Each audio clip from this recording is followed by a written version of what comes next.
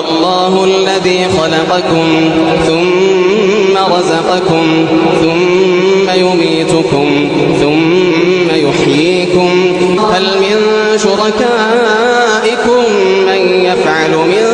ذلكم من شيء هل من شركائكم من يفعل من ذلكم من شيء سبحانه وتعالى عما يشركون ظهر الفساد في البر والبحر بما كسبت أيدي الناس ليذيقهم بعض الذي عملوا ظهر الفساد في البر والبحر بما كسبت أيدي الناس ليذيقهم بعض الذي عملوا لعلهم يرجعون